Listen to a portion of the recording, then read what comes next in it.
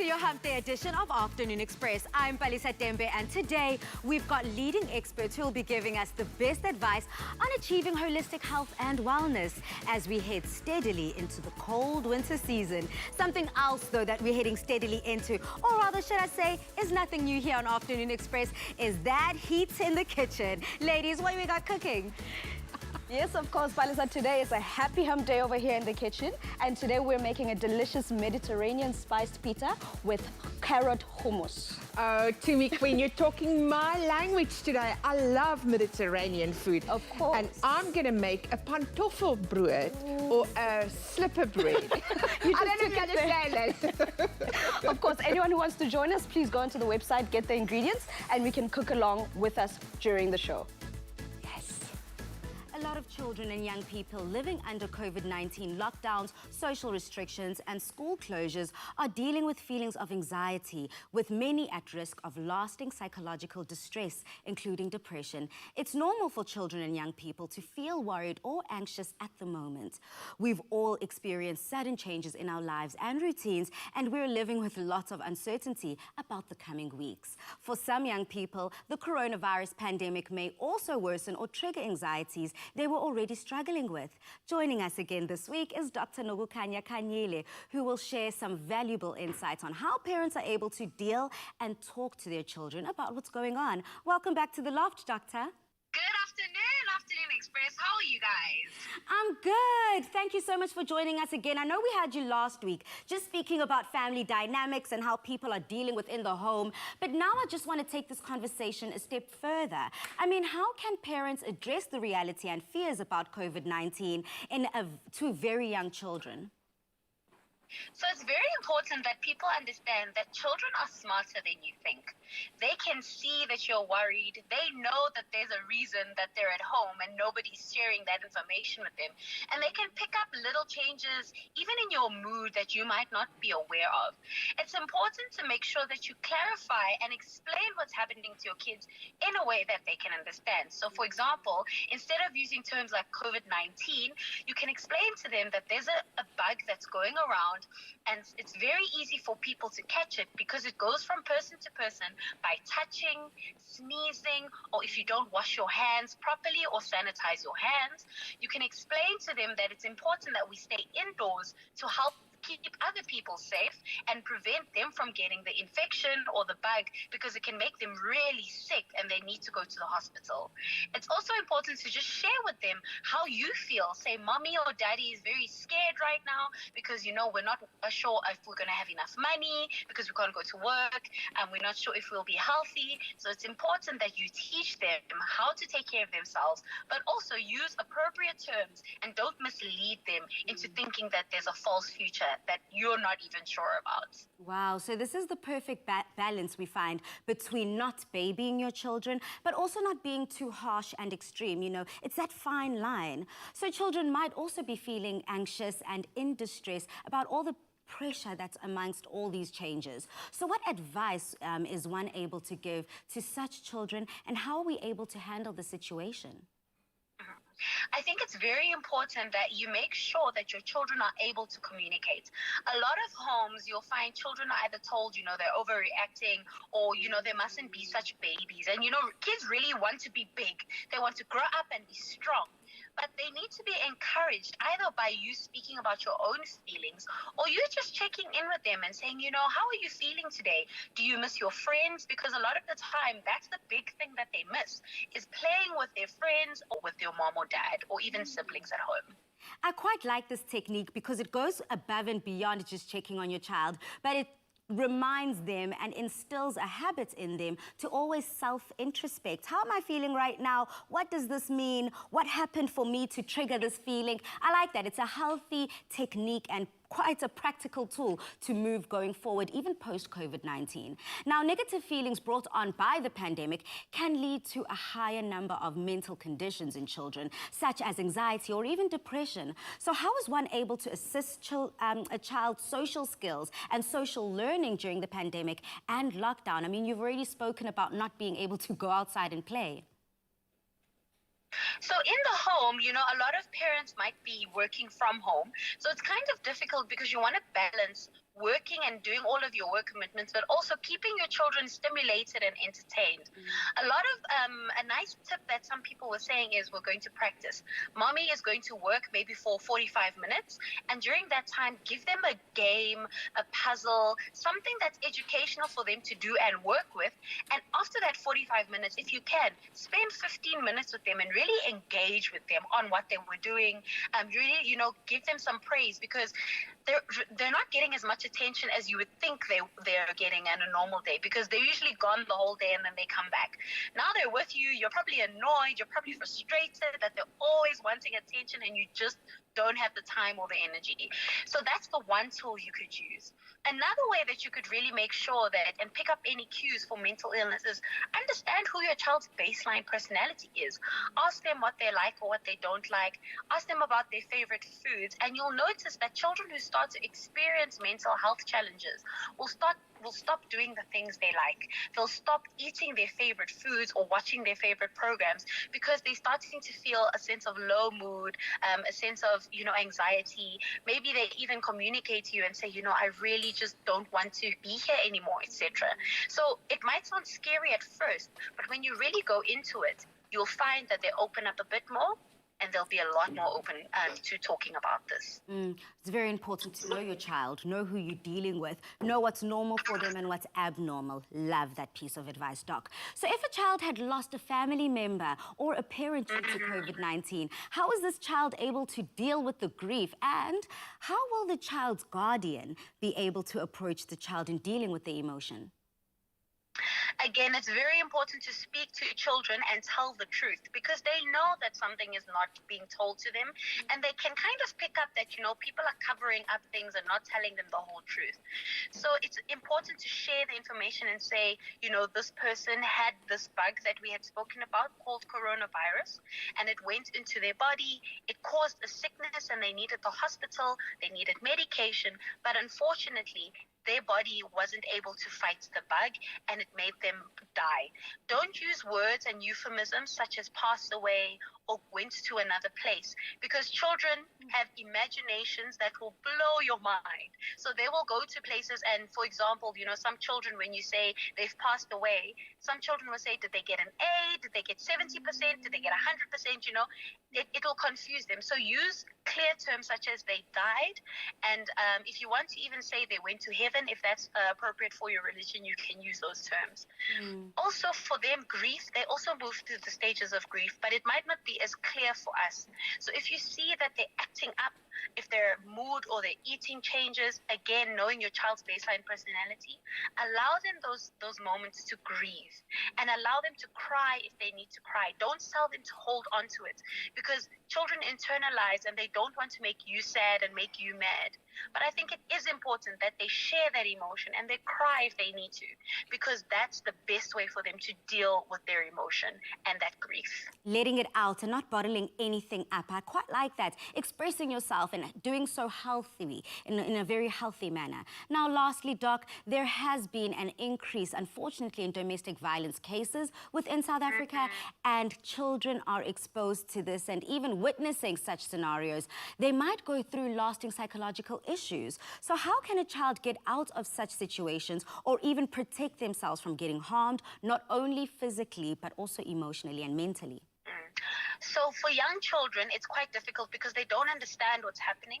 They see, one person hurting the other person, and it's quite confusing, quite traumatic for them. Some may rationalize it in their minds, and some even make up stories to say, this is a boogeyman that's coming to hurt someone, or, they have their own ideas about it. If you are taking care of someone who is young or is in a home like that, it's important, number one, to realize that it's not your fault. There is no reason that there should be any abuse of any kind in a household. There's nothing that you or the child did to deserve that abuse, and it's important that you get help. If you can get out of the household, go to your nearest hospital, police station, fire department, because as healthcare professionals, we're obliged to help you because your life is acutely in danger. We might not necessarily admit you to the hospital, but we will be able to assist you. Secondly, is if you have a family member that's nearby, you can usually call them up and ask them to come and fetch you, or especially now during lockdown, because your partner's with you, change the name of an emergency line to a name of a friend that you might have. Wow. So that if you are in trouble and you phone them, that your partner won't get mad because they won't see that you're phoning the police. They'll think you're phoning a friend and use code words that are clear enough. So, for example, say, "Hi, I'm having a really bad day and I'm really sad. Can you talk?" And then move to another room so that your partner doesn't think that you're calling for help. And clearly communicate your address, where you are, so that they can come and help you. The last thing is, if you have children, if you are a child who's in a home like that and you are watching this, it's important to note that it might be dangerous for you to just leave because you don't have anywhere to go. Again, please try and find either a family member or some local authority that's close to your clinic or your hospital, and let them know that you are in trouble, you need our help. We are obliged to help you. And I know by saying this, it might increase the numbers of admissions to hospitals and casualties, but we'd rather you be safe than you be sorry. Let's rather save lives than put it all at risk. Thank you so much, Doctor, for breaking down such a sensitive subject and making it quite baby-friendly. We appreciate it. Yeah. I love the babies, and I would do anything for them. But thank you so much, Afternoon Express. I love you guys. Always helping us grapple with these tough subjects. Now, some families have gotten separated from each other geographically and cannot reach home owing to the loss. Stranded and isolated many children's parents, siblings, and even close relatives like their grandparents. Students can't fly back home, and some children have their own parents, grandparents, or family members diagnosed and hospitalized. This has terrified the young children and set off multiple panic attacks. To contact a counselor at the South African Depression and Anxiety Group between 8 a.m. and 8 p.m. Monday to Sunday, call 011-234-4837 or on their 24-hour helpline on 0800 456 789.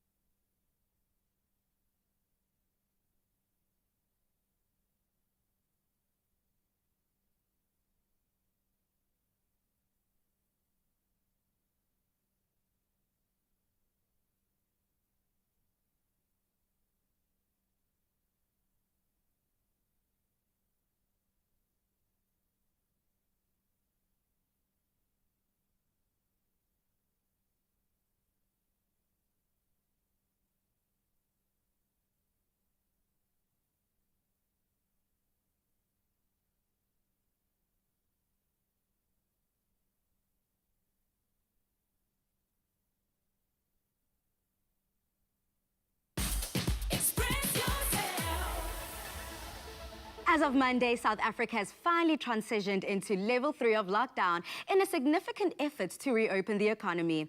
And whilst this may be good news for all business owners across the country, truth is there is still a long road of recovery ahead. And to assist business owners to get back on their feet, FNB has launched an all-inclusive business toolkit. Here to tell us all about it is Yolandi Steyn from FNB Business. Hi Yolandi, welcome to The Loft. Good afternoon, guys.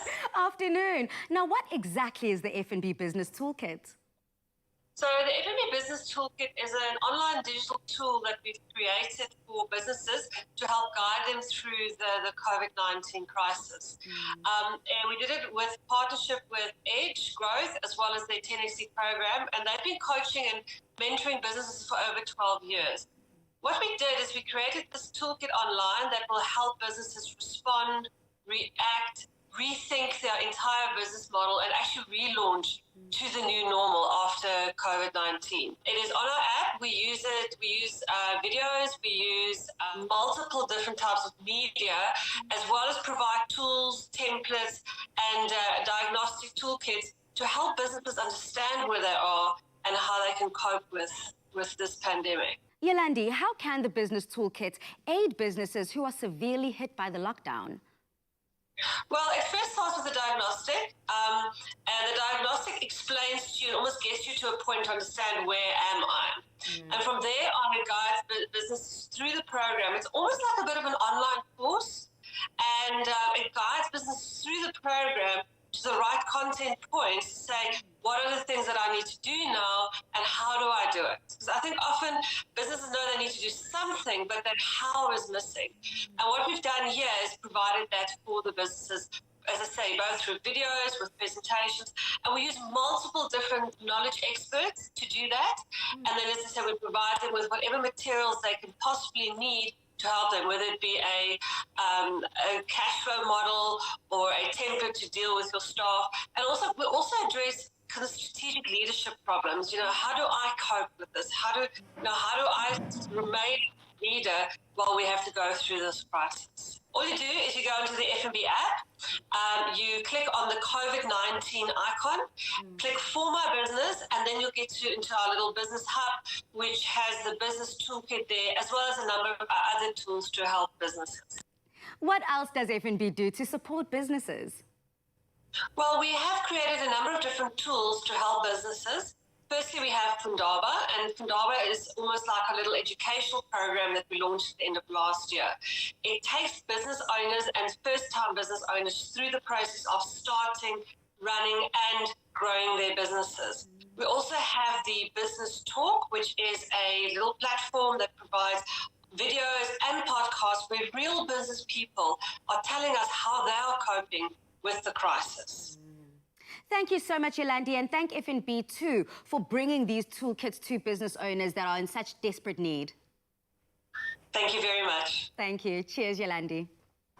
Bye. Bye. Now you can access the FNB Business Toolkit via the FNB app. And if you are a business owner, we'd love to hear from you. So please do connect with us on social media and let us know your thoughts and experiences on being able to open your doors for business again. We can help you bank safely from the comfort of your home. Download the FNB app. FNB, how can we help you? And helping us indeed, they do. Thank you so much, FNB. But we have asked you on social media, you know, we're focusing on exercise, on how to keep that blood pumping, how you have been keeping active daily. And we've got Umtobisi here. And Umtobisi Mto says, hi guys, Mina, I exercise every day. That's how I roll. Hashtag Afternoon Express, much love. Ustefina also says here that they exercise 3 times rather a week. That's good. Plus, working, household chores. Siswam, you're definitely doing better than me. Working out 3 times a week and exercising with the chores. I see you go, I see what you're doing there. So let's keep the conversation going online. Many of us have gone back to work this week and are able to resume exercise as usual. So coming up, we learn about the importance of exercising to help boost your energy.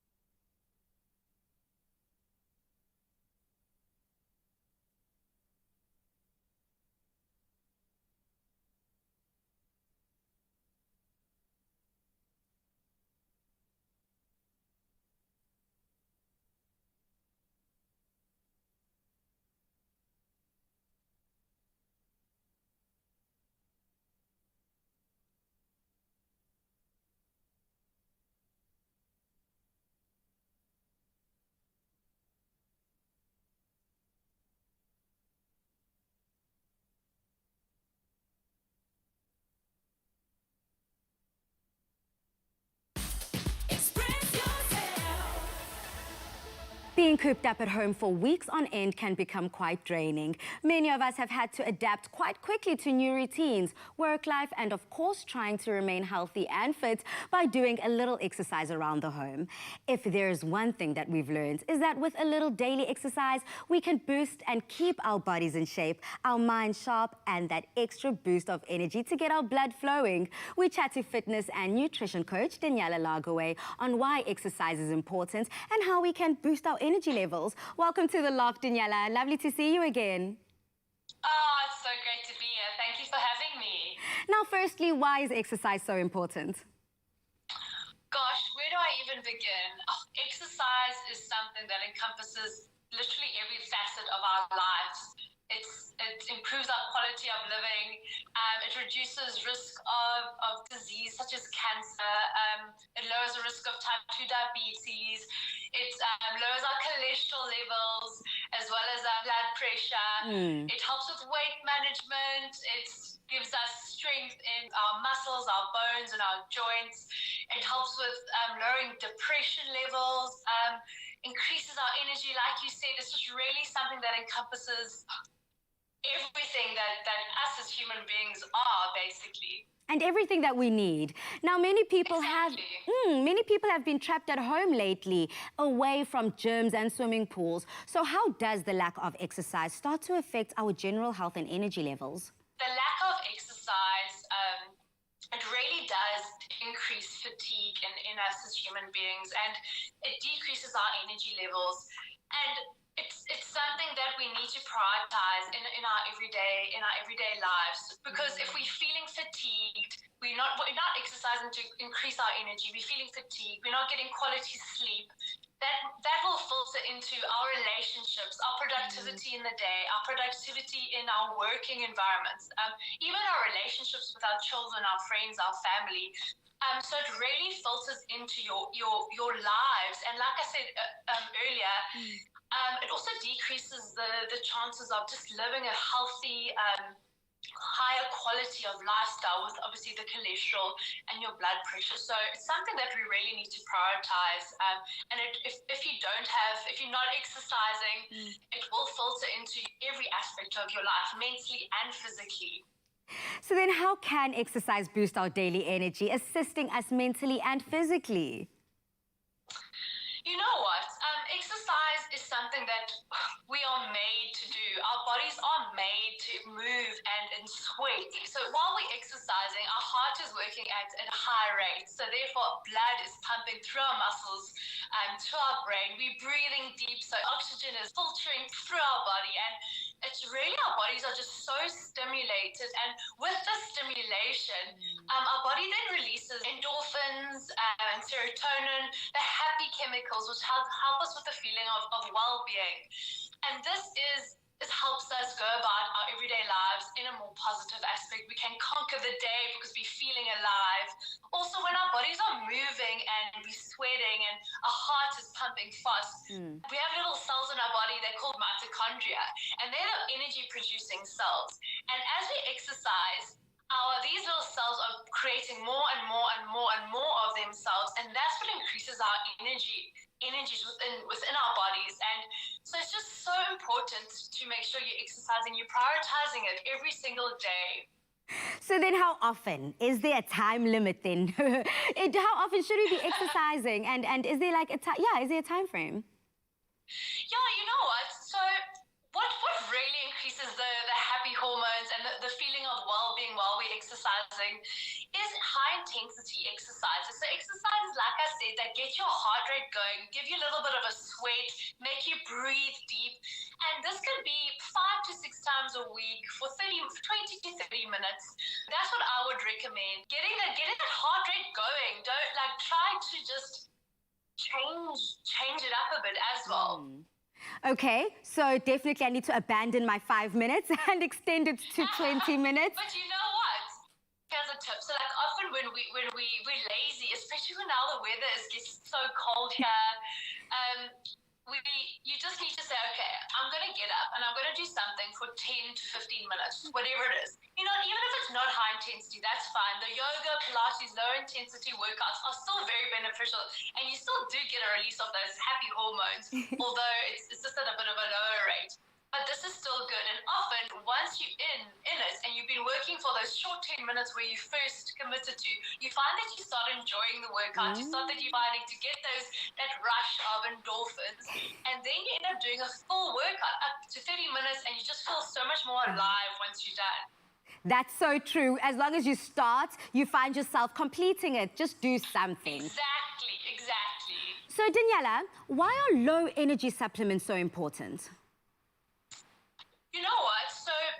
So energy supplements are so important for people that have a busy day. So if you have a really crazy busy day, you almost forget to eat just because you're stuck in your work, or you're just unable to eat a healthy, nutritious diet in your day because, oh gosh, you just don't have the time. Then it is so beneficial to have that energy supplement to just boost you, keep that energy sustained throughout the day, and just help you to eliminate any feelings of fatigue or low energy. Another reason, or another group of people that it's so beneficial for, are people who are super active. So we're talking like athletes, or maybe you're not an athlete, but you're just someone who's just crazy about working out, and you do 2 sessions a day, and you're just unable to consume the right amount of energy that your body needs. This is great. Consistency is key. Thank you so much, Daniela. We appreciate you. Exactly. Mwah, cheers. Bye. Bye. Now give your body the extra boost it needs with Vitathion multivitamin energy supplements for sustained natural energy.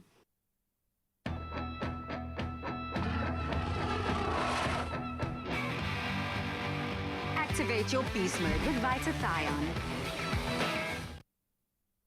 It's that beast mode that we're trying to activate right now. Finding out from you on social media, how do you get your daily dose of exercise in? We've got Is'al Bukamuso, and Is'al Bukamuso says, hey Palisa, I exercise every morning and I do household chores. I also do yoga and meditation. Hashtag Afternoon Express. I quite like that, Bukamuso. I think I'll be joining you. Now, the threat of COVID-19 is heightened as we enter the winter cold and flu season. So coming up, we connect with our favorite medical expert, Dr. G, to learn about the differences between the common flu and coronavirus. And of course, we dive into how influenza and Corenza Parisi can be the perfect companions this winter.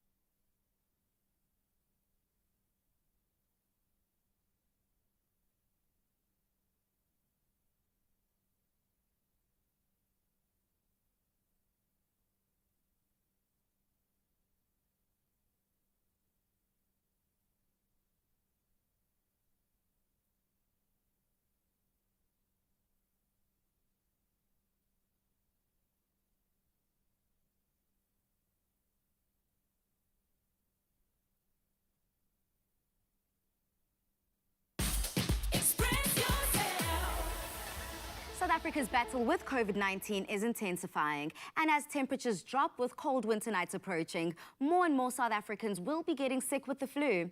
To chat to us about how we can determine the difference between symptoms of COVID-19 and seasonal flu is Dr. G. Welcome back to the Loft, Doctor.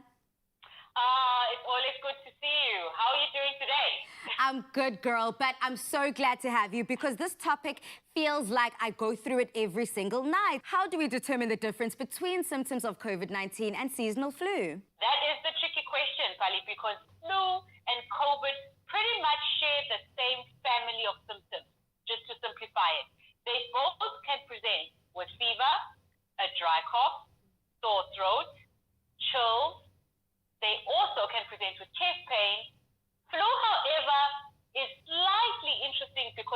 presents with a syndrome we call severe malaise, that general feeling of being unwell. Also, I think it's important to remember that with COVID-19, you may have the same symptoms, but there often is also some history of exposure to a COVID-19 positive patient or someone that you've been around. It's going to be a very tricky affair to make the distinction, except for the fact that if you have been home, and here's the good news, if you have been home, observing social distancing, not being exposed to anyone who is a known COVID positive case or been diagnosed with COVID positive in the 2 weeks, and you develop symptoms that are upper respiratory tract related, you are likely suffering from flu and not COVID.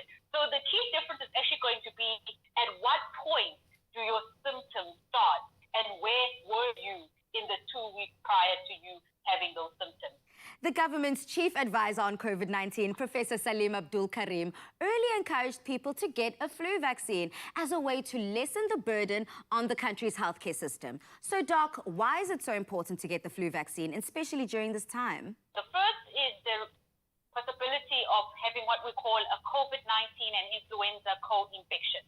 You do not want anyone to be battling both viruses in one body. Trust me, because of the toll that they both take on the respiratory system especially, there's going to be an increased number of complications and increased number of fatalities. And that is the reality that we're trying to prevent. Because if we protect individuals in terms of increasing the vigilance around flu prevention, and there is an existing vaccine actually for flu, we've reduced the chance of them then complicating from both viruses. As I like to say to a lot of my clients, one virus at a time, please, people. The second thing that we really want to protect the citizens from is then this very, very important part of reducing the rate of the severe diseases. What people often forget is that influenza also results in a significant number of deaths every single year in South Africa, up to 11,000 a year. And most of those are from complications. And so when you look at the COVID-19 group of complications and influenza complications, what you want to really do is lessen the burden of people who are going to end up needing to be hospitalized and also the people who might complicate to a point where they eventually pass on. What should we know about the flu vaccination before taking it, and can it help combat COVID-19? The flu vaccine is a dead flu virus. Every single year, the National Influenza Centers advise the World Health Organization on which strains have been the most popular the world over. So there are mainly 3 common subtypes that formulate the vaccine itself. And this covers pretty much the majority of the population. The other thing to understand about the vaccine is that it is 50 to 70% effective against preventing flu. Now, lots of people like to come and debate this because what people forget is that in winter there are other respiratory viruses like rhinovirus and respiratory syncytial virus that can also mimic symptoms of flu. But for vulnerable people, the flu vaccine is that effective in preventing flu. What are your thoughts on the fact that so many people online are saying that corona or COVID-19 is just like the seasonal flu? And is there a way to debunk this? The fatality rate for COVID-19 is between 1% and 5%. And flu in general, every single year comes to about 0.5% when you just look at the global stats. The second thing that I think people need to appreciate is the fact that when it comes to how quickly someone can complicate from COVID-19, it tends to happen at a more accelerated rate than what we would see, I guess, in a seasonal flu complication journey in the same individual. In symptom presentations, they probably are, but in terms of how they both behave inside the body, I think COVID at this point, the fact that it even evades the immune system before your body can pick it up, I think it's the sneakier guy, and it definitely is a more complicated one. As panic starts to set in with flu season upon us, what is your advice to South Africans to continue to protect themselves and other loved ones, especially as the economy opens up with more and more people and children returning to work and school? Winter is tough because there's other viruses coming to the party, and so how we make sure that we look after ourselves every day. Teaching self-care at home. If you're a parent, teach your children what they need to do before they go out. And also teach them what symptoms to look out for in themselves. It calms the panic. It's also important that the household has structure in terms of when we're now moving out and when we move in. And one of the big things that I've been advising is that families should encourage debrief. As much as maybe it was something we didn't have to do in the past, going out in the world for the first couple of weeks is going to trigger some level of anxiety. There are going to be good days, bad days. There's days you're feeling safe, there's days you're feeling unsafe. Talk to each other. Don't lose the culture you built during lockdown of emotional intimacy. Talk to each other, address concerns, and make sure that you are able to evaluate what you're all doing outside. Perhaps to put yourselves at risk and correct it, but also reward yourselves if you're a well-behaved family. And I think it's going to be important for us to have positive reinforcements on this journey, because changing our behavior will take a lot of effort. Thank you for that reminder, showing us that it is up to us. The responsibility is 100% in our hands as to whether we are going to be part of the people that can say we are part of the statistics under COVID-19, or it's just the regular seasonal flu. We appreciate you, Dr. G, for dropping those jewels again. Anytime, and stay safe.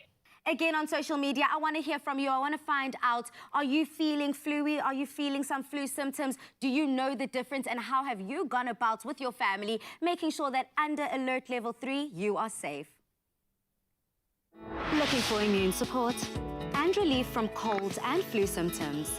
Immuenza and Corenza Paracy, your winter cold and flu companions. Winter season often equals flu season, and with winter just around the corner, we need to make sure that we are fully prepared. Speaking to your local pharmacist should be your first port of call when it comes to professional health advice and knowing how to keep your immune system strong this winter. We chat to Jackie Mayman on what we should ask our pharmacists this winter. Welcome to the Loft, Jackie. Hi there. Thank you so much for having me on your show again, and you have brightened up my day. Oh, we are feeling warm already this winter. Now, Jackie, pharmacists are essential in the healthcare industry. Why is it important to make the most of our pharmacists, especially this winter? Okay, so I think especially this winter with COVID and lockdown, I mean, we've all got new terminology, new habits, new platforms to, here I am on WhatsApp talking to you. So I think with COVID, there are a lot of new things that we need to do. Now, every winter, it's important to speak to your pharmacist to keep yourself healthy. But never before has it been so important as right now. Because right now, as we face this invisible enemy, we need to make sure that our health is paramount, that we're able to tackle it head on. And so I think whatever symptoms you're having, any concerns you're having, whether it is psychological or physical, speak to your pharmacist. Oh, wow, Jackie, I haven't thought of the psychological angle. So what different ways can a pharmacist assist us? So if, for instance, you're just really feeling down, give your pharmacist a ring. We can give you some tips. We can find out why are you feeling down? Is it because you're not sleeping?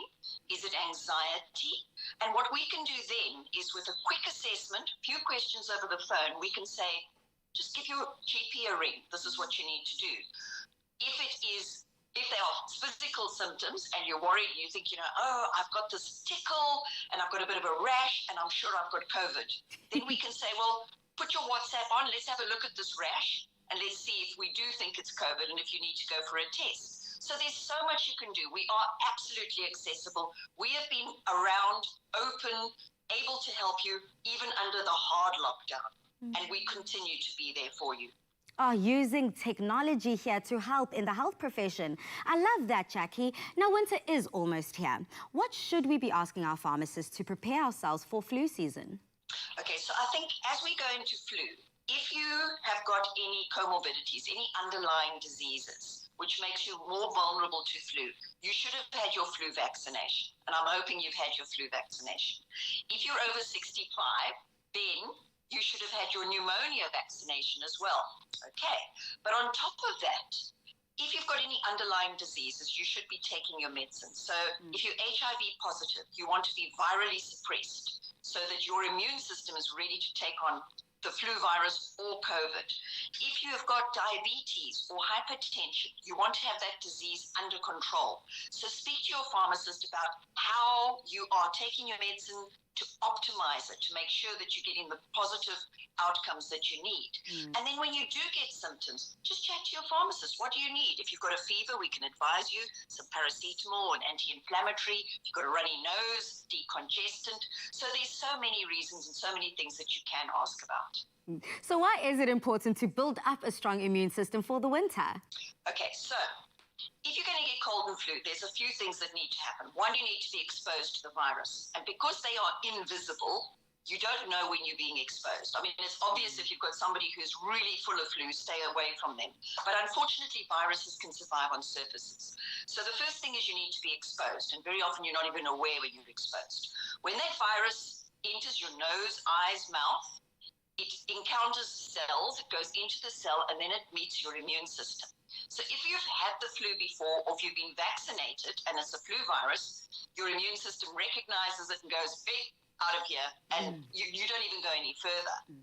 But if you've never had it before, initially the body doesn't recognize it until these viruses start replicating. And then suddenly your immune system goes, hold on, that cell is producing things that it shouldn't be producing. And then you need your body to have been healthy enough to mount the proper immune response, which is antibodies, cytokines. There's so many things that your body does. We've got this is the most amazing machine in the whole world. And that if that system is malfunctioning or your resistance is low, then you can't mount that response. And what happens is the virus takes over. It takes over your cells, and instead of your cells doing what they should be doing, they are instead making more viruses. We definitely want to stay away from feeling sick this winter. So finally, what should we as patients remember to do when we're visiting a pharmacy during the COVID-19 pandemic? And how can our pharmacists help during this time? So glad you asked that. So I think you as a patient, as I've already said, you need to make sure that you are in the best health that you can possibly be in. So please take your medicine. Okay, so that's number one. Number two, if you are ill, and somebody said to me the other day, an emergency is an emergency, even under lockdown. So if you've got a medical emergency, please get hold of your pharmacy or your doctor or go straight to the hospital. We've got a bit of a worrying trend at the moment. The hospital casualty areas are quiet. Nobody's going in. And okay, so maybe there are less car accidents and things like that. But a lot of people are not going to hospital or not going to see their doctor or pharmacist when they should be because they're afraid of COVID. So I want to say to you, if you've got an emergency is an emergency, get help. If you think you've got COVID-19 or cold and flu, don't go into your pharmacy.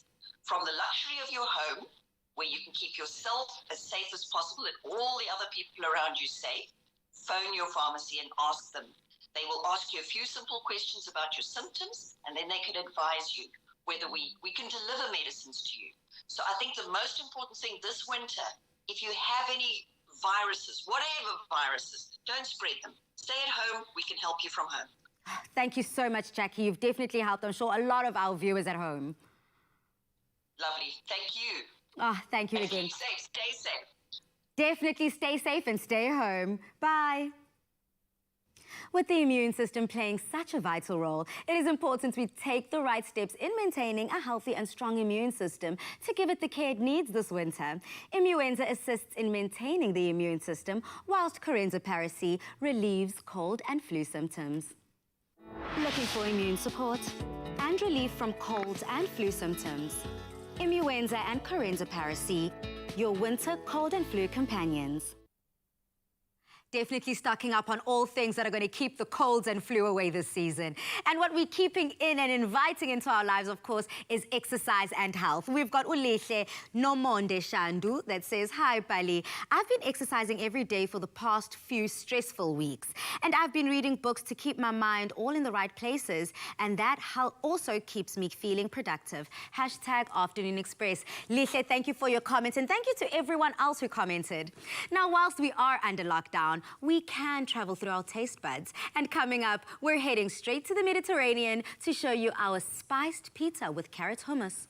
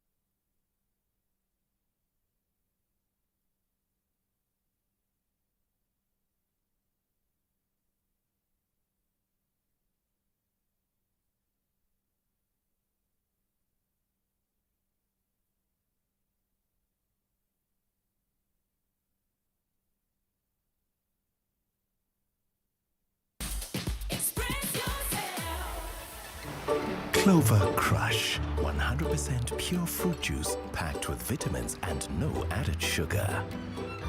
Crush your daily goodness. Now also available in long life. Welcome back, everybody. It's so good to see that everyone is doing everything they can to stay healthy during this time. And to do the most for them, we've also got a delicious Mediterranean recipe that is also very light and still on the healthier side of life. Hi, Tumi. Hi, how are you now? Very well. But all about exercise, and I was thinking now, this is what I do in the kitchen. Oh, you know girl, what I'm flex saying? those This is how muscles. I keep fit in the kitchen, ladies. I see you. To keep fit on my side, I'm going to be fighting with this Yes, mix. okay. And to get it started, we're doing the meatballs, which is part of our pita. So to spice it up, we've got some paprika. I've got some steak and chop spice as well as some cumino, because obviously, like we said, we're going Mediterranean, so we want to get that cumin in there because it's one of the signature spices. And then I'm going to go in with some oil, my egg, as well as some bread.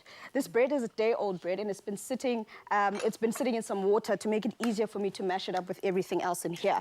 So I'm going to get going with these, and then I'm going to add some parsley, salt and pepper, and then I'm going to form my balls. But I know that you're making something that's going to be delicious for a delicious, how can I say, vehicle for this dish that we're making right now. Tumi, I love watching you making meatballs, because that's where I learned as well, with a little bit of bread in, like soaked in water. My mom used to show me, and with an egg. The egg is to bind it, and the bread is, my mom said the bread is to make it go further. Okay. Yeah, yes, so the more bread you add, the further you go with your, the longer you can stretch the amount of meat you've got. So I'm going to make like a flat bread or Armenian bread, and then I'm going to show you how to make a pantoffelbrood. You and these secrets of yours. I love this bread. This is my favorite. It's 1.5 cups of milk. That's, I'm sorry, milk. Milk. Where's my head? Flour. Okay. And 2/3 cups of warm water. Okay. And a pinch of salt. Peeps, and that's all. And that's you mix this together. I'm not going to do that because that's going to take for ages, and it's going to take loads of energy. And I need some energy here. But you put that in a food processor, and within 1 minute, you've got your dough. Perfect. Are you telling me that perfection that's on that plate just literally took 1 minute to make? Wow, that's amazing. Yeah. Well, mine isn't taking a minute to make, but I can promise you it's going to be just as tasty, and it's going to go very well with that pantoffel that you've just made for us. So I'm just going to quickly form the balls that are going to go into our pantoffel. I love what you've done there with the ice cream scoop. Yes. Because that measures the amount of meat. And it makes sure that it's perfect, the exact same amount each time. You don't have one huge one and... one big one and one small one. And to go with this delicious recipe, we're making a carrot hummus. Like normally hummus would be made with chickpeas, but because we're using our delicious crushed juice, I wanted to make sure that we keep that carrot flavor, you know? We get all those heard about carrot hummus. You're crazy, you're wonderful. It's wonderful, it's genius. It is, I know, right? Yeah, and if you add that juice, it's just going to give that extra zest that you want. That delicious sweetness as well to it, because the rest of the dish is a lot on the salty and sour side. Like I was telling Pali before, that we always want to make sure we hit all those elements when we make food. We've got the salty, the sweet, we've got the bitter, because bitter is not a bad flavor, but when you mix it all together in your mouth, it becomes an orchestra in your mouth, like one of my favorite chefs likes to say. No, it's like a party happening. I know, right? Party happening in your mouth. So I'm going to let these cook for a bit. And while that happens, I'm going to get started with our hummus. What I've done here, I've just rolled out that dough now in a very thin layer. And what's wonderful about it, you just heat up a pan, whack it hard with heat. And then you don't have to put any oil, nothing in, no butter, nothing. Just like this in your pan. And you're going to turn it around and look at that. You're making miracles here. We're cooking here. You're coming up with miracles each and every time. This is an amazing flat bread that I like to use because I'm a vegetarian. I like to put some like feta on there and some vegetables and stuff that you can put on there. But how are you doing? I'm doing quite well over here. So to get this recipe going for the hummus, because I was told it's not hummus, it's hummus. Hummus. The base is our carrot, which has been roasted. We've got some carrots that have been roasted with some garlic. I roasted the garlic in the actual shell itself, not in the shell, but in the skins itself. And then in there, I'm going with some coriander. It's been the carrots have been roasted with some cumin as well some salt, as well as some pepper to add that additional flavor. And then to there, I'm going with a little bit of tahini. I don't know if anyone knows what tahini is, but tahini is basically a paste made with sesame seeds that have been crushed and hulled. You can go online you can go to our website actually and see the ingredients that go into this recipe right here. And then I'm gonna add some lemon juice because it is very important because we want it to be the binding, that sour sweet like I mentioned earlier. And then our star. Yes. Crushed For juice. the star, lady. To bind it all together and to add that additional sweetness that we want. You don't want it to be too runny, so I'm not adding too much of my juice. I'll just keep adding more if I need to. And then we just split it all up. I think it's going to be divine. I can't wait to taste it. It will be my first carrot hummus, that I can tell you. So zip it up. I love the fact that we can enjoy this carrot juice as an accompaniment to our dish, but also inside of the actual dish itself. Yeah. So I'm very happy for Clover for doing Clover for doing this because, like, I mean, who would have thanked it? So I'm just I'm just gonna blitz it up further, and then we have our hummus. And you gave me one of your pantoffels earlier, so I'm gonna just quickly assemble one. Oh yeah, elbow grease. That's perfect right there. That's perfect. If you want, like, people like, I personally like my hummus chunky. So I like to make sure it's not too hectic on the flavor side. So let me just quickly Put it together. I let me can't wait. assemble this quickly. What I do with my bread afterwards, I just go like this. You and your crinkle secret it up. missions. Yes, you crinkle it up, and it makes the most divine crinkles, and the flavor just comes out. And then I put a bit of garlic butter on here. Anyway, like I said, if you want this recipe, guys, please go onto the website because I doubt I'll have any left over for anyone. I'm going to finish all of this by myself. But Lisa, please do make sure that your tummy is ready for us because we're going in today. Away, we're going in. Clover Crush. 100% pure fruit juice packed with vitamins and no added sugar. Crush your daily goodness. Now also available in long life. Loved by Clover. Come one, come all. I'm kind of loving the setting that we've got going on, a proper family dinner, but still making sure that we socially distance the entire time. Now, ladies, I see that you guys decided on a carrot hummus here. My favorite hummus is a red pepper hummus. Would that also work with this recipe? It definitely would. We've got two chefs here. It definitely would. I mean, in this instance, it's all about whatever you feel works for you. But I'm telling you, this juice is perfect with any of these recipes that we've made. So just dig in. Iconic. Here we are pairing it with our juice, our food with our juice. Sounds good. Chef Anele, I hope you don't mind whilst you just go that side. I'm going to shy away. Go away! Don't touch me! Whilst I do this, don't worry, I got you, girl.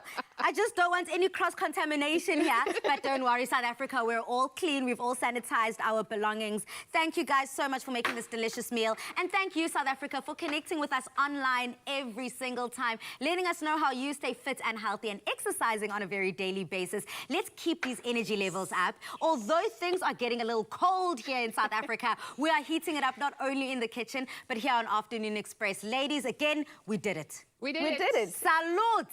Now, join us tomorrow as we connect with the leading social media influencer, Lady G, to chat about her experience of being infected with COVID-19. We also catch up with the hilarious Mark Lotterig. Until then, good night, stay safe, and happy eating, Mzansi.